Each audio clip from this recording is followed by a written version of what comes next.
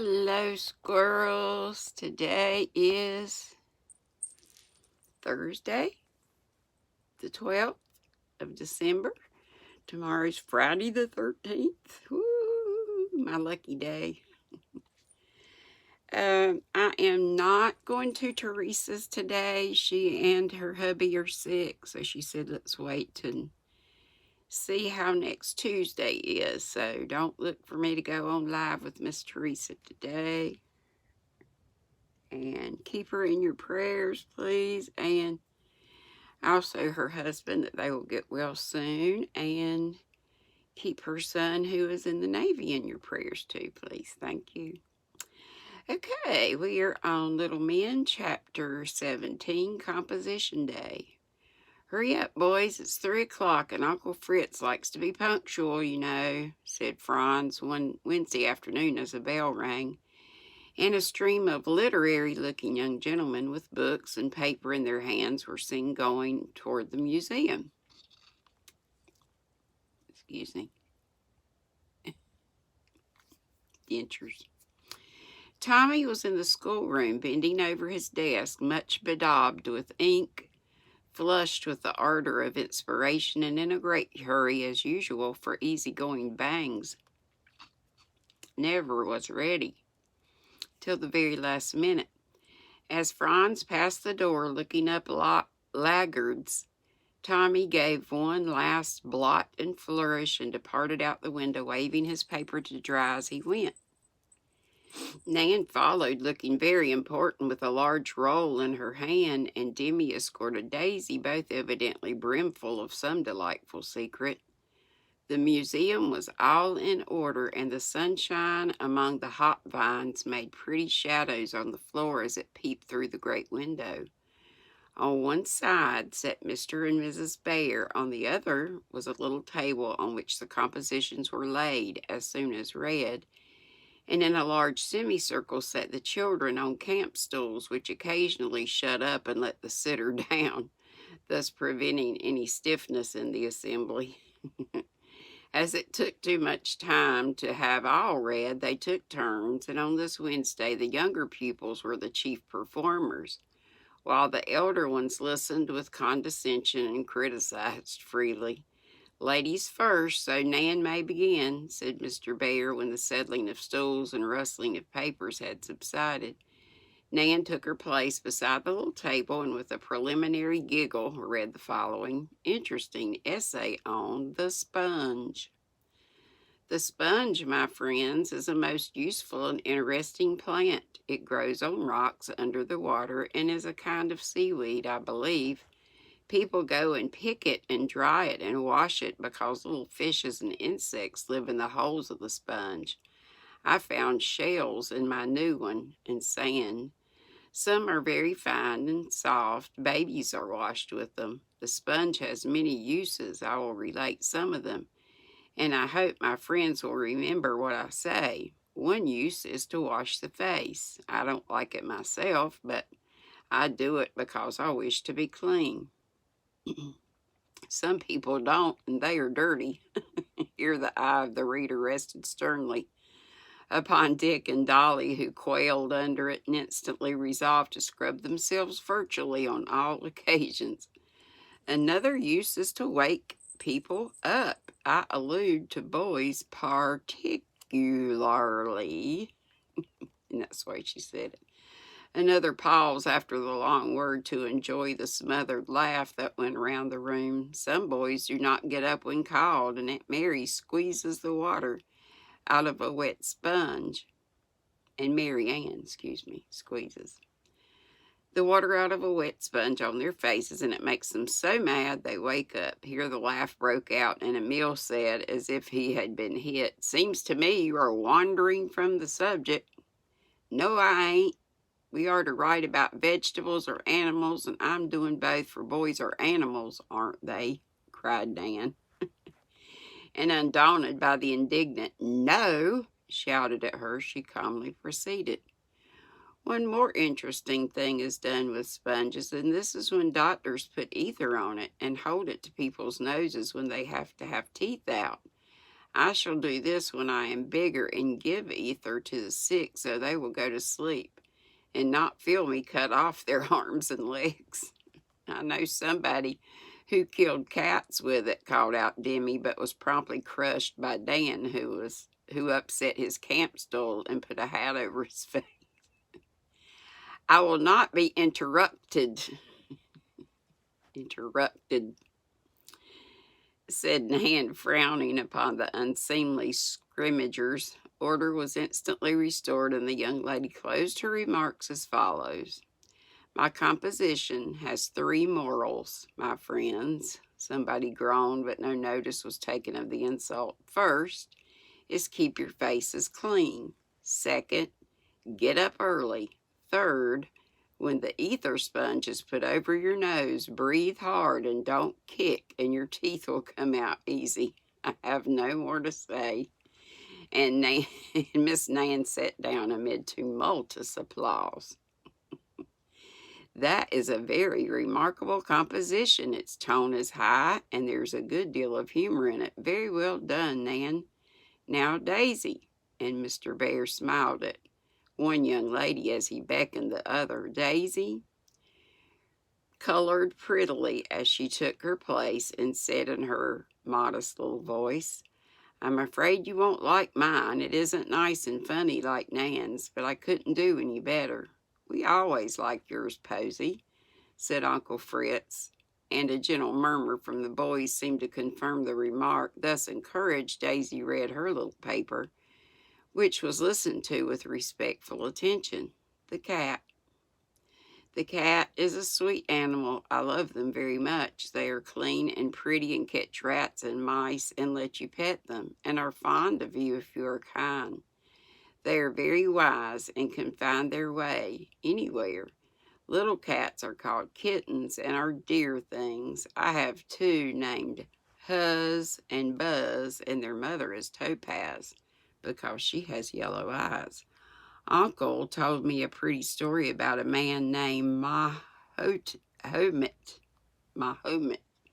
He had a nice cat, and when she was asleep on his sleeve, he wanted to go away.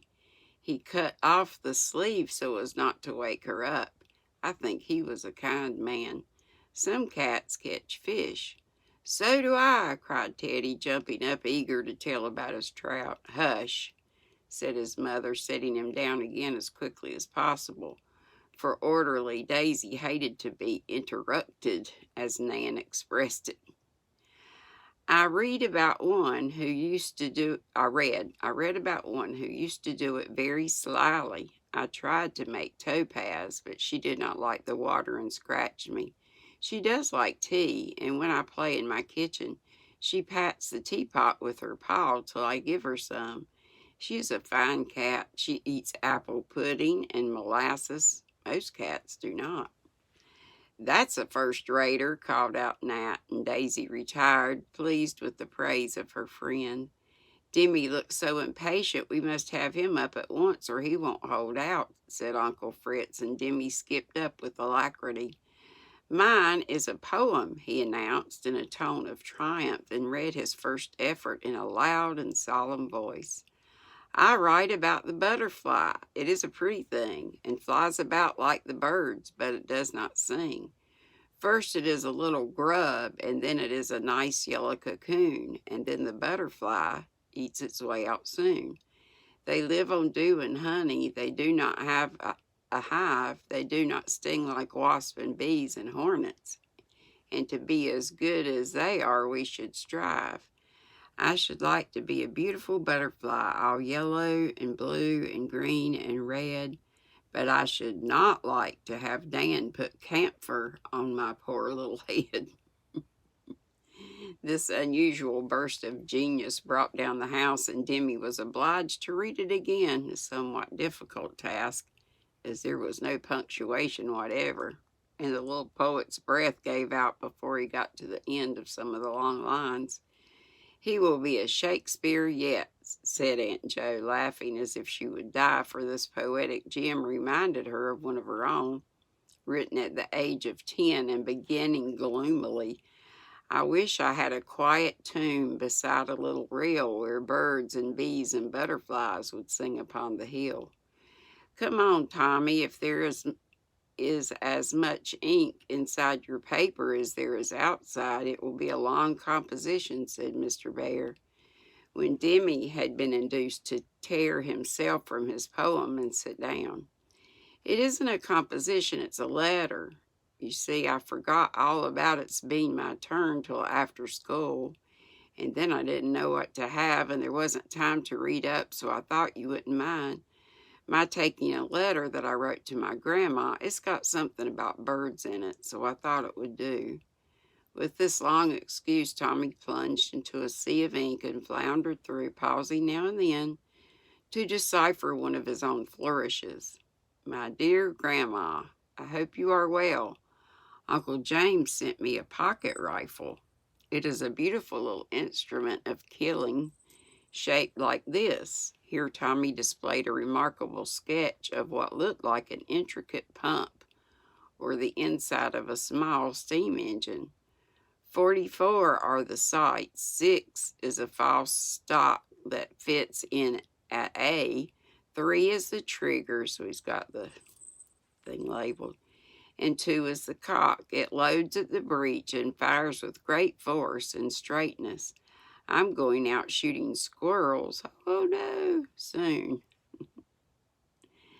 I shot several fine birds for the museum. They had speckled breasts, and Dan liked them very much. He stuffed them tip-top, and they sit on the tree quite natural. Only one looks a little tipsy. We had a Frenchman working here the other day, and Asia called his name so funnily that I will tell you about it. His name was German. First she called him Jeremy, but we laughed. Maybe it's Germain. Yeah. But we laughed at her, and she changed it to Jeremiah, but ridicule was the result, so it became Mr. Germany. But ridicule having been again resumed, it became Garrymon, which it has remained ever since. I do not write often, I am so busy, but I think of you often and sympathize with you, and sincerely hope you get on as well as can be expected without me. Your affectionate grandson, Thomas Buckminster Bangs. P.S. If you come across any postage stamps, remember me.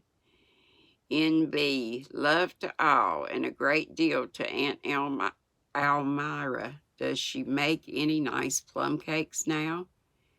P.S. Mrs. Bear sends her respects. P.S. And there's a question mark beside each P.S. And so would Mr. B if he knew I was in the act to write. N.B. Father is going to give me a watch on my birthday. I'm glad, as at present I have no means of telling time and am often late at school. P.S. I hope to see you soon. Don't you wish to send for me? T.B.B. As each postscript was received with a fresh laugh from the boys, by the time he came to the sixth and last, Tommy was so exhausted that he was glad to sit down and wipe his ruddy face. I hope the dear old lady will live through it, said Mr. Bear under cover of the noise. We won't take any notice of the broad hint given in that last P.S. The letter will be quite as much as she can bear without a visit from Tommy, answered Mrs. Joe, remembering that the old lady usually took to her bed after a visitation from her repressible grandson. Now me, said Teddy, who had learned a bit of poetry and was so eager to say it that he had been bobbing up and down during the reading and could no longer be restrained. I'm afraid he will forget it if he waits, and I have had a deal of trouble teaching him, said his mother. Teddy trotted to the rostrum, dropped a curtsy, and nodded his head at the same time as if anxious to suit everyone. Then in his baby voice, and putting the emphasis on the wrong words, he said his usual verse all in one breath. And I won't be able to do that. Little drops of water, little drops of sand, mate a mite oakum, which is, it has ocean in parentheses, and a pleasant land. Little words of kindness poking every day. Make a home a heaven and help us on the way. Oh, heaven, heaven. Clapping his hands at the end, he made another double salutation and ran to hide his head in his mother's lap, quite overcome by the success of his piece, for the applause was tremendous. Dick and Dolly did not write, but were encouraged to observe the habits of animals and insects and report what they saw. Dick liked this and always had a great deal to say, so when his name was called, he marched up and, looking at the audience with his bright, confiding eyes, told his little story so earnestly that no one smiled at his crooked body because the straight soul shone through it beautifully. I've been watching dragonflies, and I read about them in Dan's book, and I'll try and tell you what I remember. There's lots of them flying around on the pond, all blue with big eyes and sort of lace wings. Very pretty. I caught one and looked at him, and I think he was the handsomest insect I ever saw. They catch littler creatures than they are to eat and have a queer kind of hook thing that folds up when they ain't hunting. It likes the sunshine and dances around all day. Let me see what else was there to tell about. Oh, I know. The eggs are laid in the water and go down to the bottom and are hatched in the mud. Little ugly things come out of them. I can't say the name, but they're brown and keep having new skins and getting bigger and bigger. Only think, it takes them 2 years to be a dragonfly. Now this is the curious part of it, so you listen tight, for I don't believe you know it. When it is ready, it knows somehow, and the ugly, grubby thing climbs up out of the water on a flag, which is that flower, or a bulrush, and bursts open its back. Come, I don't believe that, said Tommy, who was not an observant boy, but really thought Dick was making up. It does burst open its back, don't it? Said Dick, appealed to Mr. Bear, who nodded a very decided affirmation, to the little speaker's great satisfaction. Well, out comes the dragonfly, all whole, and he sits in the sun, sort of coming alive, and he gets strong, and then he spreads his pretty wings and flies away up in the air, and never is a grub any more. That's all I know, but I shall watch and try to see him do it, for I think it's splendid to turn into a beautiful dragonfly, don't you? Dick had told his story well, and when he described the flight of the newborn insect, had waved his hands and looked as if he saw and wanted to follow it. Something in his face suggested to the minds of the elder listeners the thought that someday little Dick would have his wish, and after years of helplessness and pain, would climb up into the sun some happy day, and leaving his poor little body behind him, find a new lovely shape in a fairer world than this. Mrs. Joe drew him to her side and said with a kiss on his thin cheek, "That is a sweet little story, dear, and you remembered it wonderfully well. I shall write and tell your mother all about it." And Dick sat on her knee, contentedly smiling at the praise, and resolving to watch well and catch the dragonfly in the art of leaving its old body for the new, and see how he did it. Dolly had a few remarks to make upon the duck, in quotation marks, and made them in a sing-song tone, for he had learned it by heart and thought a great plague to do it at all. Wild ducks are hard to kill. Men hide and shoot at them, and have tame ducks to quack and make the wild ones come where the woodmen can fire at them. They have wooden ducks made too, and they all sail around, and the wild ones come to see them. They are stupid, I think. Our ducks are very tame.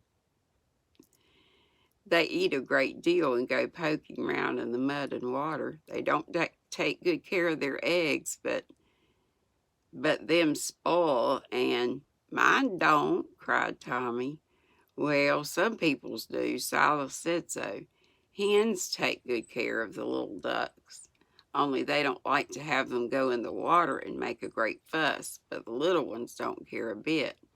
I like to eat ducks with stuffing in them and lots of applesauce. I have something to say about owls, began Nat, who had carefully prepared a paper upon this subject with some help from Dan. Owls have big heads, round eyes, hooked bills, and strong claws. Some are gray, some white, some black and yellowish. Their feathers are very soft and stick out a great deal. They fly very quietly and hunt bats, mice, little birds, and such things. They build nests in barns, hollow trees, and some take the nest of other birds. The great horned owl has 2 eggs bigger than a hen's and reddish brown. The tawny owl has 5 eggs, white and smooth, and this is the kind that hoots at night. Another kind sounds like a child crying. They eat mice and bats whole, and the parts they cannot digest they make into little balls and spit out. And I know when I taught middle school, well, in elementary too, we dissected owl pellets and tried to identify the bones that were in there so we could see what they had eaten. That was pretty cool. My gracious, how funny, Nan was heard to observe. They cannot see by day, and if they get out into the light, they go flapping round half blind, and the other birds chase and peck at them as if they were making fun. The horned owl is very big, most as big as the eagle. It eats rabbits, rats, snakes, and birds, and lives in rocks and old tumble-down houses. They have a good many cries and scream like a person being choked and say, "Wahoo! Wahoo!" And it scares people at night in the woods. The white owl lives by the sea and in cold places and looks something like a hawk. There is a kind of owl that makes holes to live in like moles, and it's called the burrowing owl, and it's very small. The barn owl is the commonest kind, and I have watched one sitting in a hole in a tree looking like a little gray cat, with one eye shut and the other open. He comes out at dusk and sits around waiting for the bats. I caught one, and here he is. With that, Nat suddenly produced from inside his jacket a little downy bird who blinked and ruffled his feathers, looking very plump and sleepy and scared. "Don't touch him, he's going to show off," said Nat, displaying his new pet with great pride. First, he put a cocked hat on the bird's head, and the boys laughed at the funny effect. Then he added a pair of paper spectacles, and that gave the owl such a wise look they shouted with merriment. The performance closed with making the bird angry and seeing him cling to a handkerchief upside down, pecking and clucking, as Rock called it.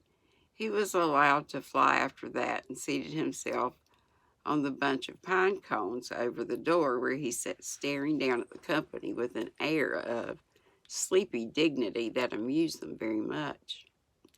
"Have you anything for us, George?" asked Mr. Bear when the room was still again.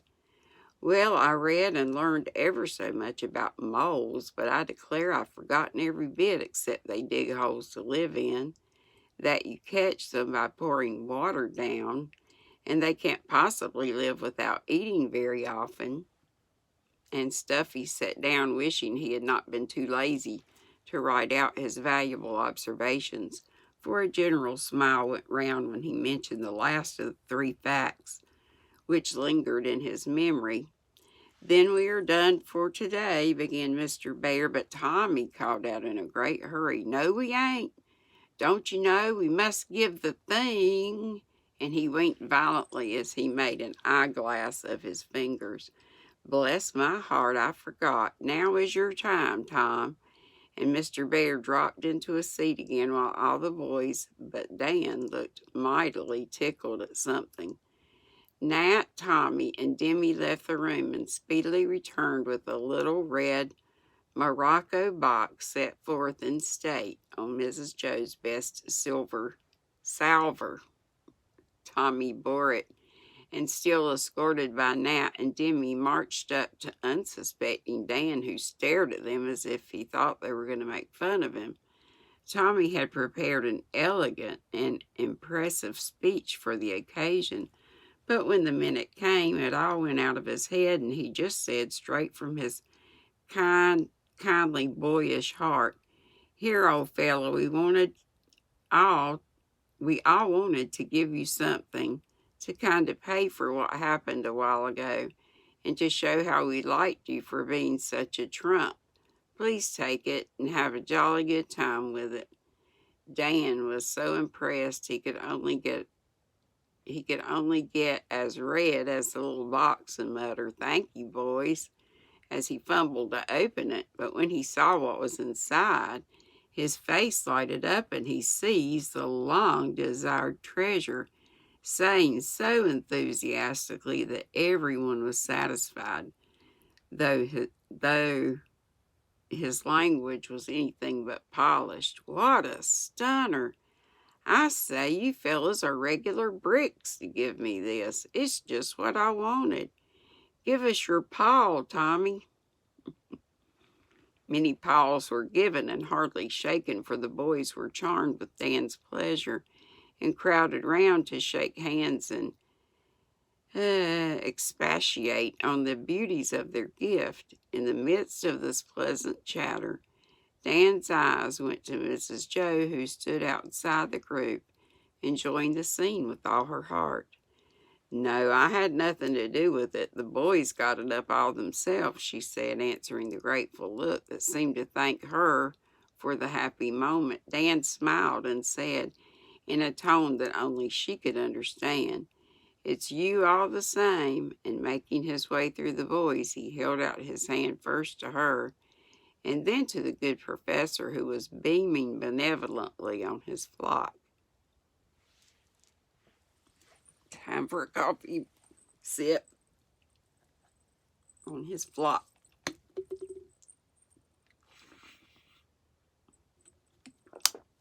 Hope I don't get cut off. He thanked them both with the silent, hearty squeeze he gave the kind hands that held him up, and led him into the safe refuge of a happy home. Not a word was spoken, but they felt all he would say, and little Teddy expressed his pleasure for them as he leaned from his father's arm to hug the boy and say in his baby way, "My good Danny, everybody loves him now. Come here, show off your spyglass, Dan, and let us see some of your magnified pollywogs and animalcumisms, as you call them," said Jack, who felt so uncomfortable during this scene that he would have slipped away if Emil had not kept him. "So I will. Take a squint at that and see what you think of it," said Dan, glad to show off his precious microscope. He held it over a beetle that happened to be lying on the table, and Jack bent down to take his squint, but looked up with an amazed face, saying, "My eye, what nippers the old thing has got. I see now why it hurts so confoundedly when you grab a door bug and he grabs back again." "He winked at me," cried Nan, who had poked her head under Jack's elbow and got the second peep. Everyone took a look, and then Dan showed them the lovely plumage on a moth's wing, the 4 feathery corners to a hair, the veins on a leaf hardly visible to the naked eye, but like a thick net through the wonderful little glass, the skin on their own fingers looking like queer hills and valleys, a cobweb like a piece of coarse sewing silk, and the stinger of a bee. "It's like the fairy spectacles in my storybook, only more curious," added Demi, enchanted with the wonders he saw. "Dan is a magician now, and he can show you many miracles going on round you, for he has 2 things needful patience, and a love of nature. We live in a beautiful and wonderful world, Demi, and the more you know about it, the wiser and better you will be. This little glass will give you a new set of teachers, and you may learn fine lessons from them if you will, said Mr. Bear, glad to see how interested the boys were in the matter. And I'm going to stop there. I thought I could read the whole thing, and with this, you can't see where the end of the chapter is, so maybe I'm close, but I've read over 30 minutes, so be sweet and don't be ugly. Until we meet again. Love ya. Bye-bye.